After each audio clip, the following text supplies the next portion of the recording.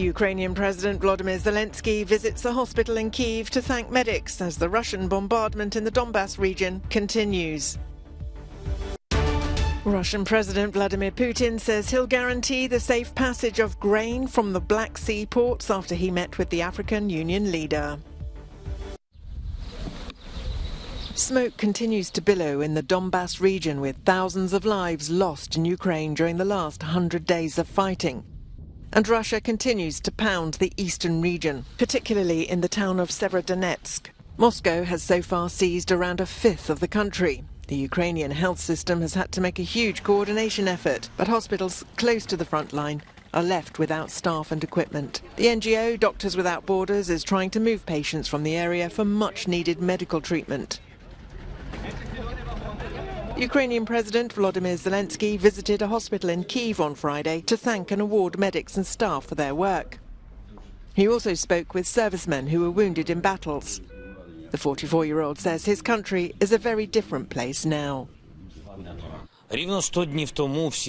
Exactly 100 days ago, we all woke up to a different reality. Exactly 100 days ago, the rest of us woke up. When Ukrainians are awakened, not by the sun's rays, but with explosions of missiles that hit our homes, then completely different Ukrainians wake up.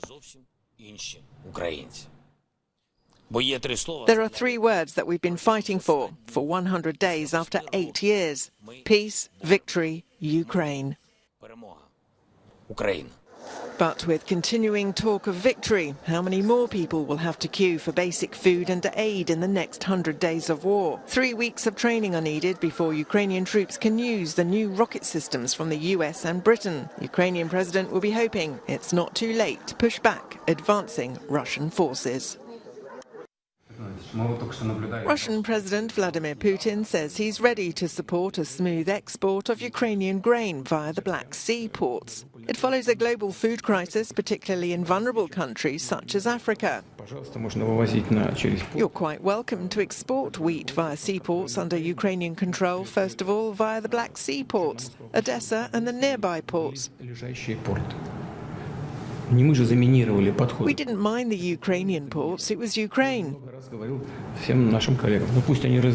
I've told our colleagues many times, let them clear the mines so the ships loaded with wheat can leave these ports. We will guarantee their safe passage, with no problems. The comment came after the head of the African Union, Macky Sall, told Putin that African countries have also become victims of the war in Ukraine. The Senegalese president met with Putin in Sochi, saying that Russia should help ease their suffering. But the Russian president denies he's stopping grain from being exported. Meanwhile, the United Nations spokesman for the Secretary-General says a four-way agreement between Russia, Ukraine, Turkey and the UN is a step closer. We have seen a lot of positive comments come from various capitals, which is heartening. But I'm not in a position to confirm dates or to provide you with a calendar at this point. Over in Belarus, Russian ally President Alexander Lukashenko says he's open to allow Ukraine's grain to travel through his country to reach Baltic seaports, but it's on condition that Belarusian goods can be exported from these ports too. Security was heavy at the Stade de France on Friday ahead of the France-Denmark football match in Paris. It's after the fiasco of the Champions League final a week ago. Police numbers were increased around the stadium and train stations, ready for around 80,000 people. And this time there were no incidents. However, fans who went to the game were cautious. We were a little afraid, and it's true that we as a family were more afraid for our little one, but we told ourselves that security would be restored and that the same mistake wouldn't be made twice. More than 2,000 police were on duty, some dedicated to help with the flow of crowds. And more than 1,000 security staff, slightly less than last week, were available to carry out checks. Some fans were reassured by the heavy police presence. And our plans were about to get cancelled because we didn't know how to get away from the stadiums afterwards. So we just we prepared us to go to a hotel nearby and just stay there for the night. But now we see all the police all over and in the metro, and now we'll take the metro back home to our old hotel. The only upset for Paris was that Denmark beat France with 2-1. The French team head to Croatia on Monday, and Denmark will head to Austria for their next matches in the Nations League. A train accident in the Alps in southern Germany has left at least 4 people dead. The authorities say dozens more were injured, some seriously.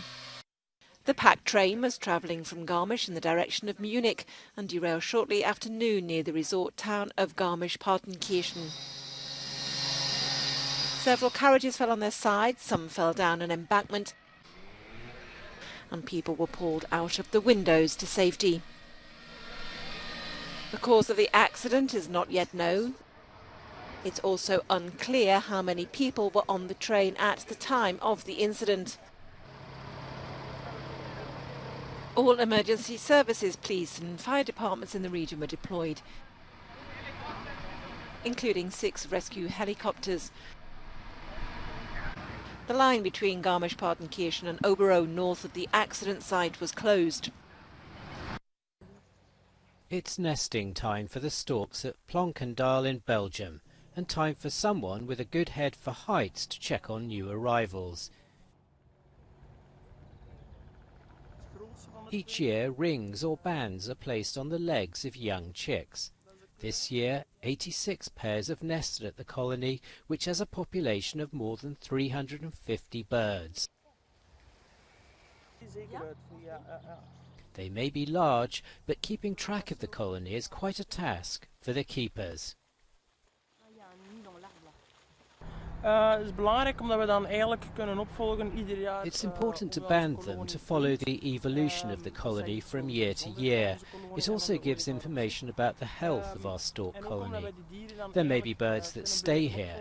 This way we can collect a lot of information and put together numerical reports.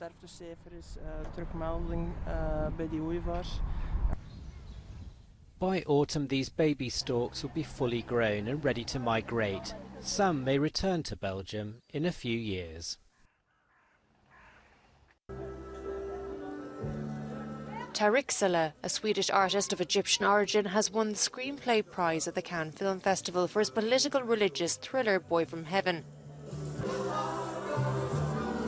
The 50-year-old is a graffiti artist, journalist, producer, writer and filmmaker. Oh yeah, I can't wait to do it. Yes. And he could not hide his joy in front of the Euronews camera after receiving his PAM. The story follows Adam, the son of a fisherman who was offered a once-in-a-lifetime opportunity to study at the Al-Azhar University in Cairo, the epicentre of Sunni Islam's power. Soon after, the young imam gets caught up in a dirty deal with the police and becomes a pawn in a power struggle between the religious and political elite. The film was shot in Istanbul and produced in Scandinavia, France and Morocco. I would put among my 3 favorite films is Battle of Algiers, you know, and I think that film, it doesn't matter the nationality of that director, because it tells the truth. And I think that is sort of the main thing. You know, we as storytellers, when we're telling an emotional truth, and we have to tell a truth that survives time. And that's a big difference between news, for example, or politics, because as we know, news today or politics today, tomorrow is a joke.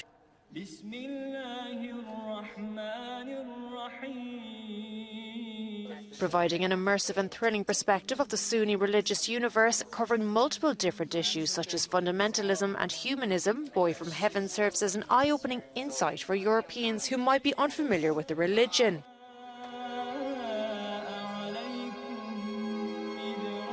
It is universal, and in this case, for Europeans, to step into the sandals of a Muslim that you're afraid of and walk around, pray, look, hope, be afraid, you know, I think, and fight for your survival. I think it is good, because we need to share experience. That's what we have to do.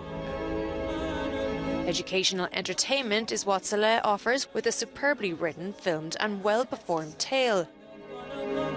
The film will be released in all European countries in the autumn.